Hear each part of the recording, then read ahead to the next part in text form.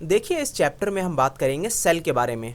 और सेल के बारे में जानने से पहले आप ये बात समझ लिए कि चैप्टर में सिर्फ आपको सेल का स्ट्रक्चर और उसके फंक्शंस को ही समझना है। मतलब सिर्फ इतना समझना है कि सेल होते क्या हैं आखिरकार।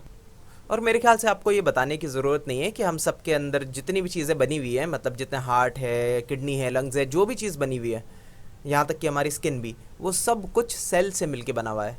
मतलब जितने भी लिविंग ऑर्गेनिजम्स हैं दुनिया में, जितने भी लिविंग ऑर्गेनिजम्स हैं, वो सभी कुछ बने हैं सेल से जोड़ जोड़ कर। तो सेल को जानना तो बड़ा ज़रूरी हो गया भाई। अब उसे जानना तो ज़रूरी है, पर देखना बड़ा मुश्किल है, पता है। अगर आप देखने जाओ माइक्रोस्कोप से भी तो बड़ी ही भद्दी सी, मतलब बिल्कुल ही ब्लर्ड इमेज मिलेगी आपको, साफ साफ कुछ भी नहीं दिखेगा। तो इसको हम अक्सर ड्राइंग से समझने की कोशिश करते हैं। ये देखिए, इस तरीके का अगर आप दिमाग से अगर कुछ छवि बनाना चाहें सेल की, तो कुछ इस तरह से दिखेगी वो, कि बीच में होगा न्यूक्लियस जिसके अंदर में कुछ डेटा स्टोर्ड रहता है। और एक तरीके से आप कह सकते हैं, एक जैसे देश का एक ऑफिस होता है ना, पार्लियामेंट, वैसे ही ये उस पूरे के पूरे सेल का ऑफिस है, जहाँ से हर चीज़ एडमिनिस्टर के लिए आती है। यहीं से सारे के सारे ऑर्डर्स निकलते हैं कि क्या चीज़ होने वाली है सेल के अंदर। और ये जो न्यूक्लियस और ये बाकी सारे इसके जो ऑर्गेनेलीज हैं सेल के, मतलब सेल के पार्ट्स, वो सारी चीज़ें तैर रही हैं इस पानी के अंदर। ये पानी मतलब नॉर्मल पानी नहीं है जैसे हम पीते हैं पानी, वैसा इसके अंदर बहुत सारा ऑर्गेनिक मैटर मिक्स हुआ हुआ है। इसको हम बोल देते हैं साइटोप्लाज्म। साइटो का देखिए मतलब ही होता है सेल, तो सेल के अंदर का प्लाज्मा मतलब कि पानी। और भी इसमें कई सारे पार्ट्स हैं, जैसे कि राइबोसोम है, लाइसोसोम है, सेंट्रोसोम है, एंडोप्लाज्मिक रेटिकुलम है। ये हैवी हैवी वर्ड से डरने की जरूरत नहीं है, बहुत ही बेसिक बेसिक इनका फंक्शंस है, और इतना ही जानना है आपको, बहुत डीपली नहीं समझना, क्योंकि डीपली समझने के लिए तो बहुत आगे तक पढ़ाई करनी है, एमबीबीएस करनी पड़ेगी आपको, तब भी डीपली नहीं समझ पाएंगे बहुत ज़्यादा। तो अभी फ़िलहाल हम बेसिक लेवल पर बस समझेंगे इसे। अच्छा, आपकी जानकारी के लिए बता दूं कि प्लांट सेल कुछ इस तरीके का दिखता है। वो मतलब इसके अंदर ना एक और एक्स्ट्रा लेयर होती है वॉल की, जिसको हम बोल देते हैं सेल वॉल। वो थोड़ा ज़्यादा मजबूत होता है, मतलब प्लांट सेल।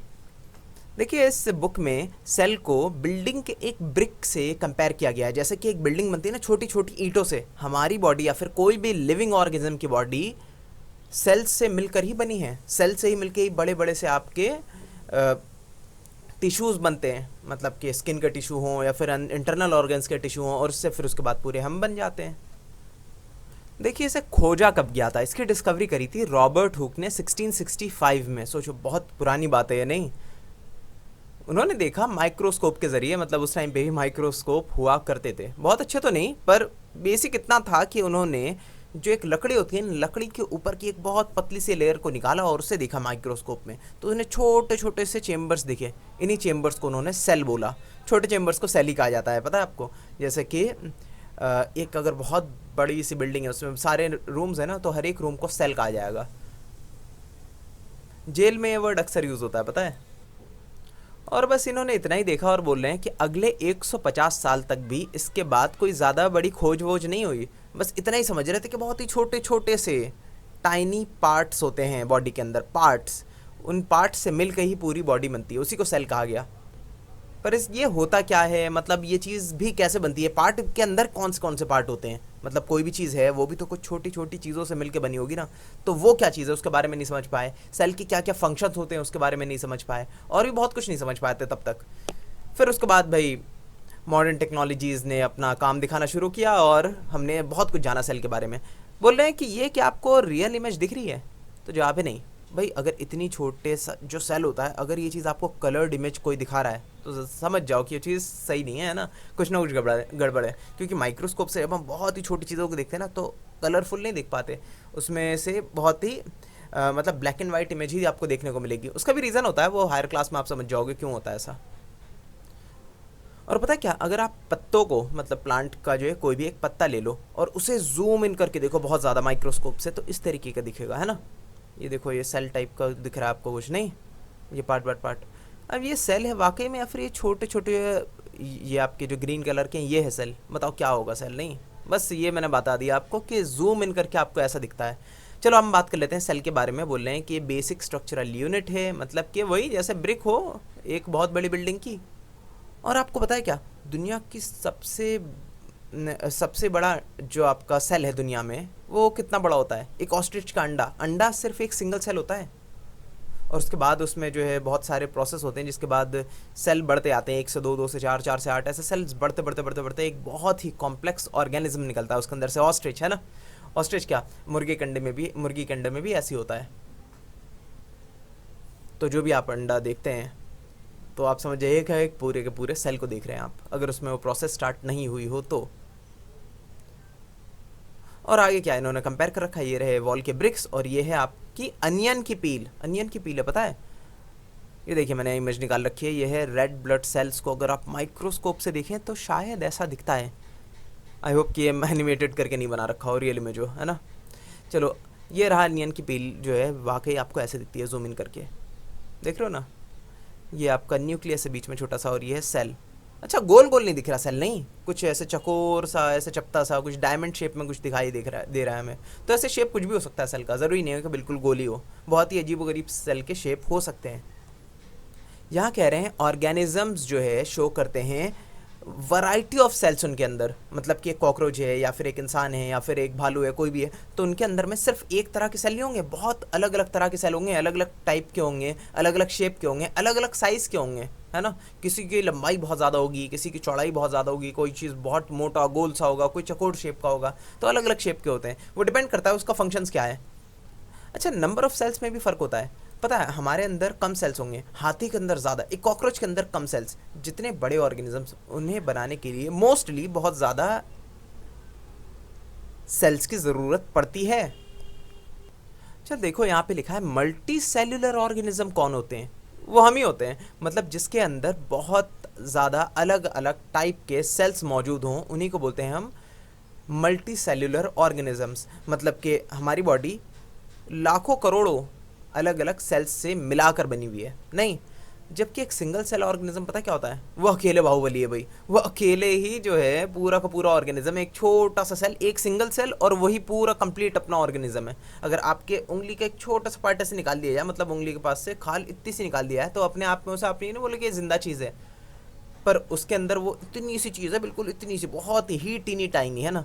एक सिंगल सेल, और वो भी जिंदा है, अपने आप में सशक्त है, अपने आप में इंडिपेंडेंट है, वो अपने आप में उसके पास इतना कैलिबर है कि वो जिंदा रह सके। तो ये चीज़ होती है सिंगल सेल्ड ऑर्गेनिज्म, ठीक है? ये नॉर्मली आपको देखने को नहीं मिलेगा, क्योंकि आंखों से ही कैसे देखो, एक सेल होता है भाई, वो देख थोड़ी पाओगे आप उसे, बहुत छोटा होता है, जैसे कई सारे बैक्टीरियम होते हैं बहुत ही छोटे। देखो कुछ सिंगल सेल ऑर्गेनिज्म को हम बोलते हैं यूनिसेल्युलर ऑर्गेनिज्म, ठीक है? आपकी मर्जी, आप सिंगल सेल्ड ऑर्गेनिज्म बोल दो या यूनिसेल्युलर ऑर्गेनिज्म बोल दो, एक ही बात है। यूनि का मतलब एक होता है।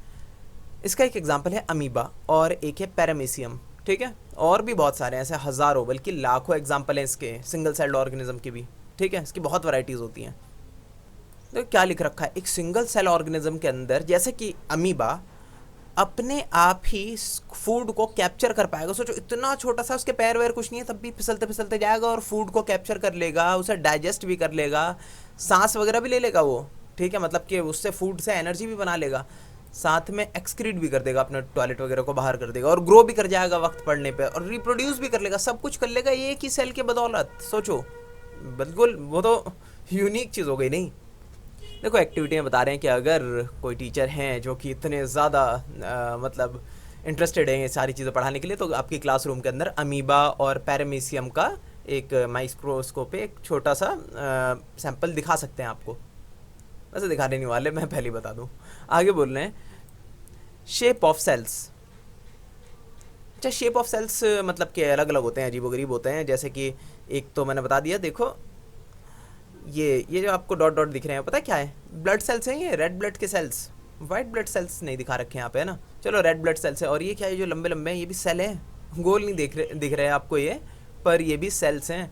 ये है मसल सेल्स, मसल बना जो आपके होते हैं ना, उसे इस तरीके से लंबे लंबे सेल्स होते हैं, तभी तो अच्छे से स्ट्रेच कर पाते हैं। ये स्ट्रेच करना हो, इन्हें कॉन्ट्रैक्ट करना हो, तो ये मतलब मसल्स जो है पावर को ट्रांसमिट करने में काफ़ी काम आते हैं, नहीं? मसल पावर दिखाने में कि कोई चीज़ उठानी है या फिर कोई चीज़ छोड़नी है, तो उसमें काम करना पड़ता है ना बॉडी के ये सारे मसल्स को, तो इस तरीके का शेप बन जाता है। और ये देखो, ये जो अजीब सा ना सांप के शेप का ये जो सेल है, ये भी एक सेल है, इसको बोलते हैं न्यूरॉन। ये आपके बॉडी के अंदर नर्व्स के अंदर, मतलब कि बॉडी के अंदर एक लंबी लंबी शाखाएं होती हैं, एक नहीं मतलब हज़ारों लाखों होती हैं। तो लंबी लंबी शाखाएं होती हैं जो कि दिमाग से जुड़ी हुई होती हैं। दिमाग से सारी उंगलियां, सारे हाथ, सारे पैर वगैरह सब कुछ मतलब जुड़ा हुआ होता है। आपकी जो है आईब्रोज वगैरह, मतलब आईब्रोज बोल रहा हूँ, आप जो पलके भी झपका पा रहे हो, जो मैं बोल पा रहा हूँ चीज़ें, वो सब कुछ कनेक्टेड है आपके दिमाग से। और वहाँ से सिग्नल आता है तो हर चीज़ मूव करती है आपके बॉडी के। जितने भी वॉलंटरी मसल्स हैं वो सब मूव करते हैं, और इनवॉलंटरी भी मूव करते हैं। उनका डिफरेंट फंक्शन होता है, वो भी दिमाग से ही जाता है प्रोसेस उसका भी, पर हम उसे काबू नहीं कर पाते। और ये सारे नर्व्स जो हैं, जो सिग्नल लेकर जाते हैं दिमाग से लेके बॉडी तक पूरे, वो सब बने होते हैं छोटे छोटे सेल्स से। वो नर्व्स जो है छोटे छोटे सेल्स से बने होते हैं, जिन सेल्स को आप न्यूरॉन बोलते हो। वो ऐसे लंबे लंबे होते हैं। आप समझिए कि लंबे सांप के शेप के क्यों हैं? क्योंकि लेंथ चाहिए ना उनको, पूरे बॉडी में फैलना है इनको। तो पतले से पतला हो और लंबे से लंबा हो तो ज़्यादा अच्छा है, आराम से कनेक्ट कर पाएगा ये पूरी बॉडी को एक दूसरे से। ये बोल रहे हैं, क्या आप अमीबा के शेप को किसी को समझा सकते हो? क्या डिफाइन कर सकते हो कि गोल है, चकोर है, कैसा? तो अब नहीं, आसान नहीं है, नहीं ऐसा जेली बेली टाइप का होता है कुछ वो। तो लिख दिया इन्होंने कि अमीबा का कोई डेफिनेट शेप नहीं है, कैसा भी शेप हो सकता है वो।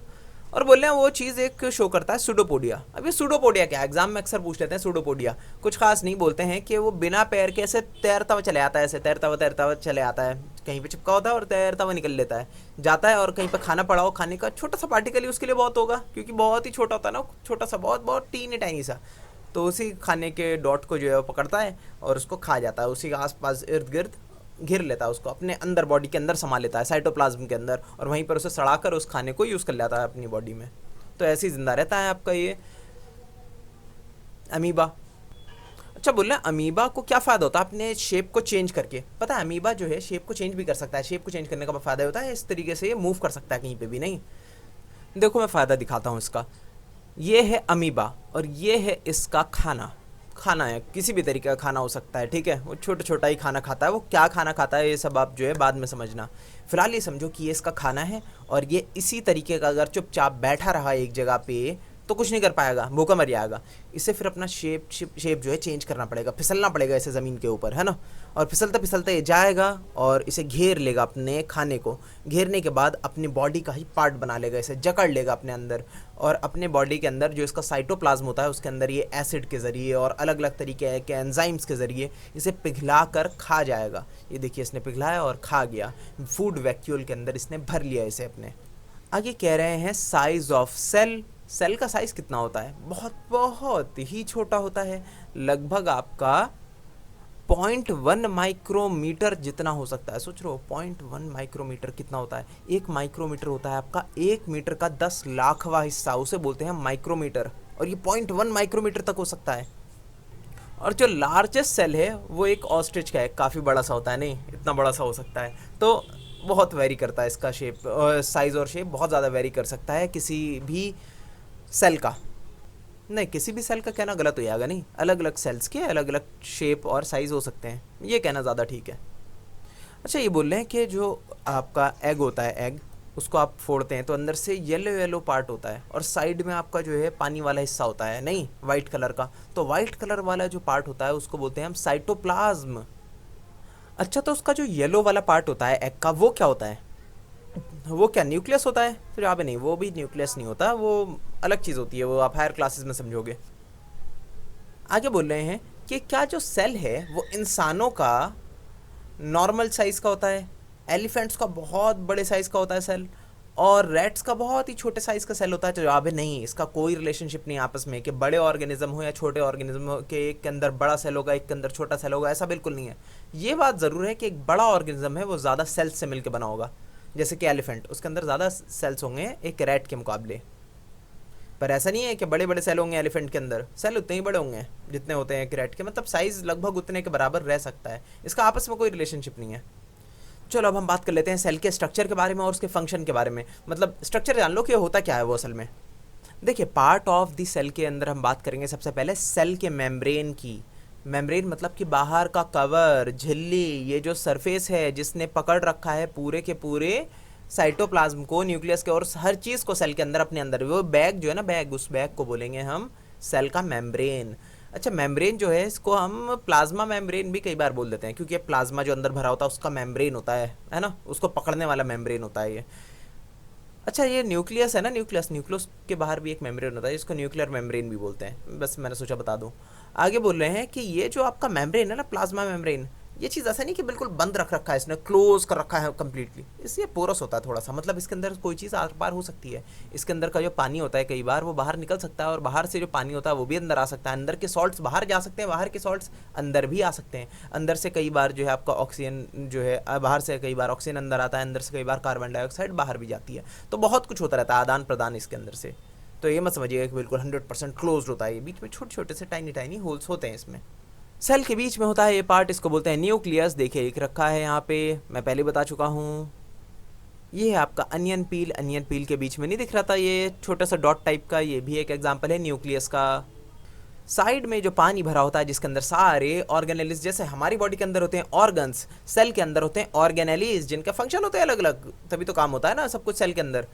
उसको बोल देते हैं हम साइटोप्लाज्म। इस पूरे पानी को जिसमें सारी चीज़ें तैर रही हैं उसको बोलते हैं साइटोप्लाज्म। जैसे हमारी बॉडी में क्या है, ब्लड है जिसमें सारी चीज़ें तैर रही हैं, उसी तरीके से इसके अंदर क्या है, साइटोप्लाज्म, जिसमें सारे इसके ऑर्गेनेलिस तैर रहे हैं। अच्छा, इस सेल वॉल लिख रखा है यहाँ पे, सेल वॉल का मतलब कि वो प्लांट के अंदर होता है, एनिमल सेल्स में नहीं होता। ये रहा बाहर की जो लेयर है, इसके बोलते हैं हम सेल वॉल।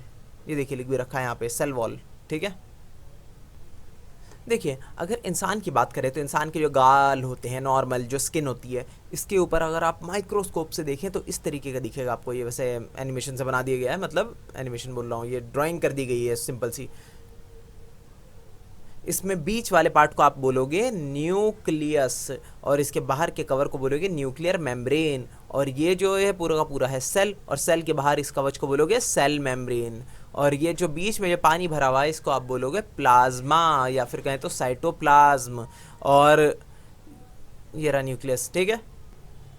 यहाँ लिख रखा है साइटोप्लाज्म, और उसके अंदर तैरते रहते हैं ऑर्गेनेलिस सेल के, मतलब कि ऑर्गन्स, जिसमें से एक है आपका न्यूक्लियस जो कि साइटोप्लाज्म में तैरता रहता है। इसका काम क्या होता है कि हेरिडाइटरी इन्फॉर्मेशन को पहुंचाना बच्चों तक, उनके माँ बाप से वो इन्फॉर्मेशन लेके कि भाई हाथ कैसे बनाने हैं, पैर कैसे बनाने हैं बच्चे के, नाक कितनी बड़ी रखनी है, आंखें कितनी बड़ी रखनी है, बाल कितने लंबे होने चाहिए, काले होने चाहिए, भूरे होने चाहिए, बॉडी के अंदर जितने भी फंक्शन हैं ये सारे डेटा वो माँ बाप से लेते हैं कि भाई एक इंसान वर्किंग कैसे करता है, एक इंसान नहीं, उसका दिमाग कैसे फॉर्म होता है, हार्ट, किडनी, लिवर, ये सब बनता कैसे, सारी स्टोरेज इन्फॉर्मेशन की उससे फीड कर लेता है अपने अंदर ये न्यूक्लियस अपने अंदर, और उसके बाद ही अपने सेल्स को ऑर्डर देता है कि ऐसे ऐसे काम करो, तब जो है हम सही फंक्शनिंग में बैठ पाएंगे, जिससे कि एक पूरा का पूरा ऑर्गेनिज्म तैयार हो, जैसे कि एक इंसान तैयार हो, या फिर एक जानवर है, एक बंदर है, तो बंदर कैसे बनेगा, उसकी इन्फॉर्मेशन उस सेल के अंदर होगी, सेल के अंदर न्यूक्लियस के अंदर होगी। अगर कोई कॉकरोच है तो कॉकरोच कैसे बनेगा, तैयार कैसे होगा पूरा का पूरा कॉकरोच, उसकी इन्फॉर्मेशन होगी उस न्यूक्लियस के अंदर।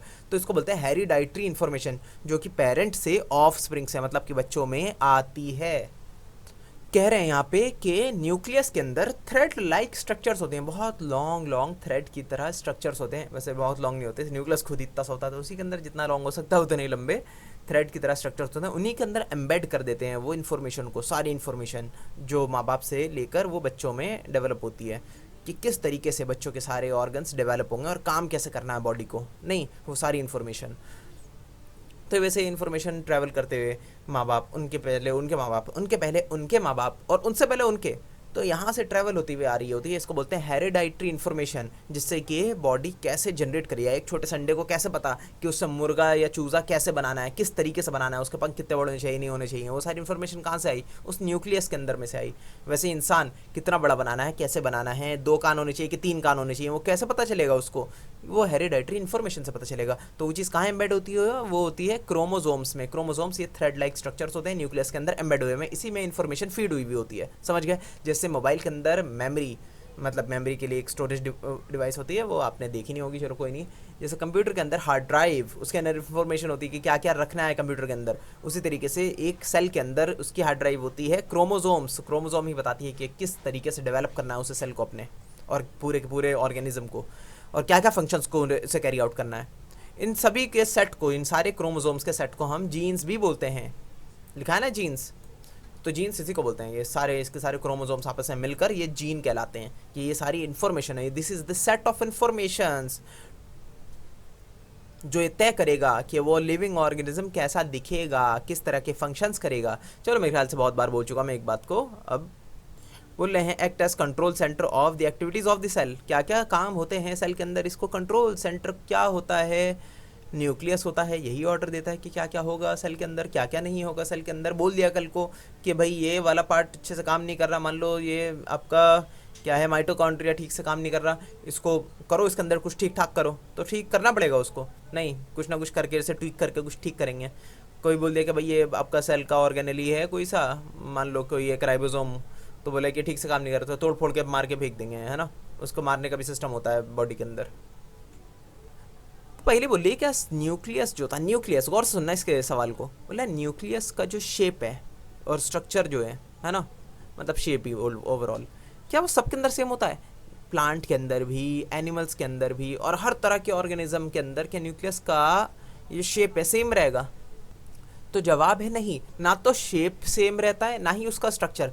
किसी किसी ऑर्गेनिज्म के अंदर तो बहुत अच्छे से डेवलप भी नहीं हुआ हुआ होता न्यूक्लियस, बहुत ही बेसिक टाइप का न्यूक्लियस होता है उसके अंदर, सारे के सारे काम नहीं कर पाता वो न्यूक्लियस। ऐसे सेल्स को हम बोलते हैं प्रोकैरियोटिक सेल्स, जिनके सेल्स अच्छे से ना बने हुए हों, मतलब जिसका न्यूक्लियस अच्छे से ना बना हुआ हो, और जिनके अंदर न्यूक्लियस बहुत बिल्कुल धुरंधर हो, बिल्कुल तेज़ दिमाग का, उसके अंदर सारी इन्फॉर्मेशन फीड हुई हुई है सही से, तो उसको हम बोल देते हैं यूकैरियोटिक सेल्स। अब खुद सोचकर बताओ हमारी बॉडी में किस तरह के सेल्स पाए जाते होंगे, यूकैरियोटिक या प्रोकैरियोटिक? तो जवाब है यूकैरियोटिक, है ना, क्योंकि हम बहुत ही ज़्यादा कॉम्प्लेक्स ऑर्गेनिजम्स हैं, हमारा काम नहीं चलने वाला बिना न्यूक्लियस के। तो आपके मन में भी सवाल शायद आ रहा हो कि भाई प्रोकैरियोटिक सेल्स कहाँ पाए जाते हैं? पाए जाते हैं किसी किसी तरीके के ऑर्गेनिज्म में पाए जाते हैं, बहुत ही छोटे छोटे सिंगल सेल ऑर्गेनिज्म के अंदर ही पाए जाते हैं, मल्टी सेलुलर में नहीं पाए जाते। अच्छा देख लो यहाँ पे लिख रखा है वैक्यूल, वैक्यूल भाई खाली जगह को बोलते हैं वैक्यूल। ये देखो खाली जगह है सेल के अंदर, इसको वैक्यूल बोलते हैं। यहाँ पर हम क्या भरते हैं, यहाँ पर हम भर देते हैं पानी। जब पानी आता है बॉडी के अंदर तो यहीं पे सेव होता है। अब खुद सोचो आप जो पानी पीते हो वो सब कहाँ जाता है? पूरी बॉडी के अंदर, पेट में स्टोर नहीं रहता, वो पूरी बॉडी के सेल्स के अंदर वैक्यूल्स में जाकर सेव हो जाता है, बिल्कुल जरा सा पार्ट डिवाइड हो जाता है वो पानी। नहीं, आगे बोल रहे हैं प्लास्टिड्स। ये देखिए थोड़ा सा कॉम्प्लिकेटेड हो जाएगा इसलिए भागना नहीं। बोल रहे हैं कि जो आपके प्लांट के सेल्स होते हैं ना, उनमें खास तरह के ऑर्गेनेलीज होते हैं, पता है? कुछ खास तरह के ऑर्गेनेलीज जिसका काम होता है फूड को स्टोर करके रखना और फूड को बनाना भी, कई बार सनलाइट का यूज़ करते हुए। नहीं तो ऐसे जो ऑर्गेनेलीज होते हैं उन्हीं को हम बोलते हैं प्लास्टिड्स। ये कई तरह के होते हैं, जैसे कुछ का नाम होता है क्लोरोप्लास्ट, क्रोमोप्लास्ट, एमीलोप्लास्ट, एक्सेट्रा एक्सेट्रा। ये सारे ऑर्गेनेलीज काम क्या करते हैं मैंने अभी बताया, फूड को स्टोर करते हैं और फूड को बनाते भी हैं, कई बार क्रिएट भी करते हैं, और साथ ही साथ कलर भी दे देते हैं पत्तों को, है ना, पत्तों के अंदर ही पाए जाते हैं तो पत्तों को कलर भी दे देते हैं। कई बार आपको पत्ते ग्रीन कलर के दिखते हैं, कभी कभार ब्राउन दिखते हैं, तो ब्राउन वगैरह जो दिख रहे हो ना तो समझ जाइएगा वहाँ पे क्रोमोप्लास्ट है अच्छा खासा अमाउंट में, या ब्राउन दिख रहे हो या रेड दिख रहे हो प्लांट के पत्ते, तो अगर आपको दिख रहे हैं वो ग्रीन कलर के समझ जाइए यहाँ पे क्लोरोप्लास्ट है अच्छे अमाउंट पे। अच्छा, क्लोरोप्लास्ट के अंदर जो उसकी लेयर होती है ना, लेयर बाहर की लेयर, उसमें एक पिगमेंट होता है, एक कलर वाला केमिकल होता है जिसको हम क्लोरोफिल भी बोलते हैं। पता है ये बात आपको? चलिए मैं दिखा देता हूँ। ये वाली फोटो याद करिए, अभी मैंने दिखाई थी आपको। क्या है ये? जूम करने पे पत्ते दिख रहे हैं आपको, पत्ते के अंदर ये सारे हैं सेल्स।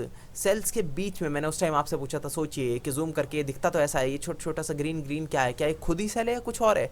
तो जवाब है ये सेल नहीं है, यही है आपका क्लोरोप्लास्ट। इसके बाहर ये अंदर से इसने फूड को स्टोर कर रखा है और ये काम करता है बहुत अलग अलग तरीके से बॉडी के, मतलब सेल को डेवलप करने में। और इसके बाहर का जो लेयर है उसके अंदर एक खास तरह की पिगमेंट है जिसको हम बोलते हैं क्लोरोफिल, और इस पूरे के पूरे ऑर्गेनेली को बोलते हैं हम क्लोरोप्लास्ट। तो ये याद रखना, एग्जाम में अक्सर आता है what is chloroplast and what is chlorophyll, तो आपको दोनों का फर्क पता होना चाहिए। क्लोरोप्लास्ट बोलते हैं उस पूरे के पूरे सेल का ऑर्गेनेली को, और क्लोरोफिल बोलते हैं जिससे कि उसकी लेयर बनी हुई है बाहर की ग्रीन कलर की।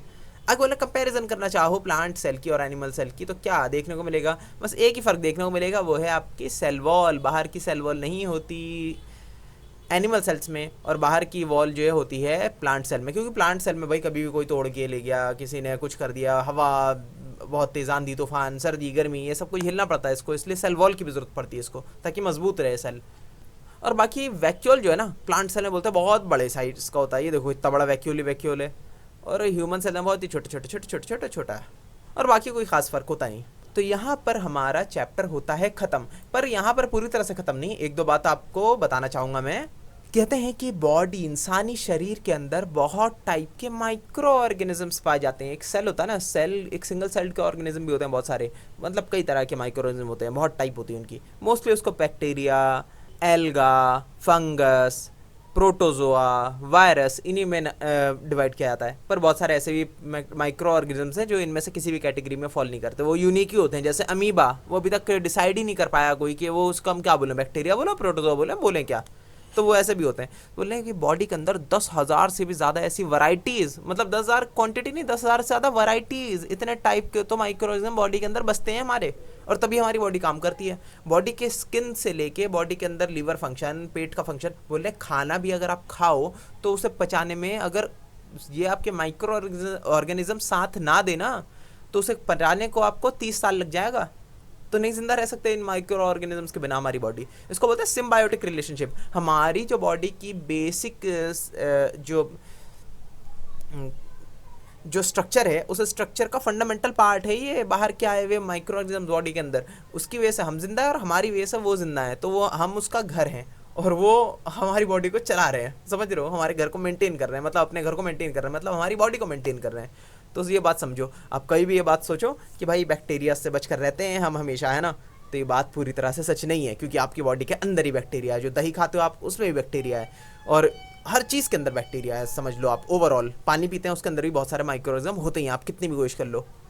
तो बस ये बताने की बात थी।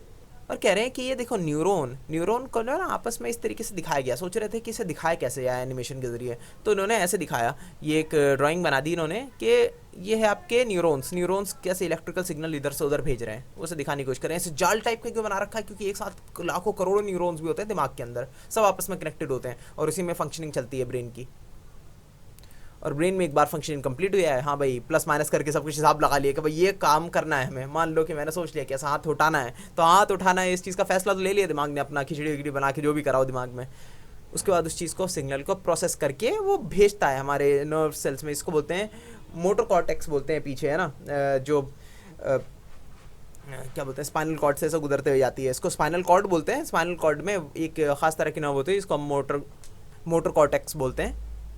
वो जो है, जो भी हमारी बॉडी में मूवमेंट होती है, मूवमेंट को हैंडल करता है। तो मैंने बोला कि हाथ उठाना है, तो हाथ उठाने के लिए वही आपका जो है दिमाग से सिग्नल हाथ तक गया कैसे, पीछे पहले स्पाइनल कॉर्ड तक गया, स्पाइनल कॉर्ड से होते हुए फिर मेरे हाथ तक गया, और उसके बाद ये उंगली उठ रही है या फिर हाथ उठ रहा है, हाथ बंद हो रहा है, ये सब हो रहा है। समझ गए, बस इतना सा था हमारा चैप्टर, और चैप्टर होता है ख़त्म।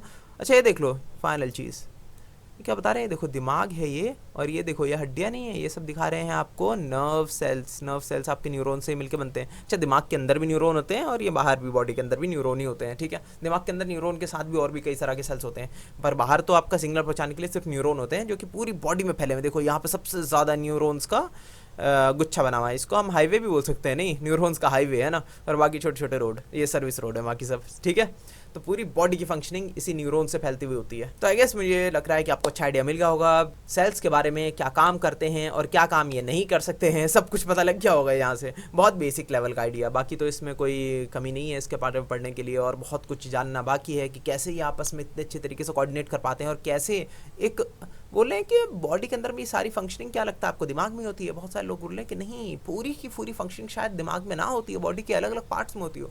बॉडी के बहुत सारे ऐसे हीलिंग मैकेनिज्म और बॉडी के अंदर जो सपने वगैरह हमारे पास आते हैं, और कितनी सारी फंक्शनिंग है जो हम किसी एक पर्टिकुलर सिचुएशन में जो हम फैसले लेते हैं, वो सब कैसे डेवलप होते हैं, वो पूरा सेल्स का ही खेल है। उसके बारे में अभी हम बहुत कम जानते हैं, तो इसमें रिसर्च की बहुत ज़्यादा उम्मीद है। चलो फिलहाल हमारा चैप्टर हो चुका है।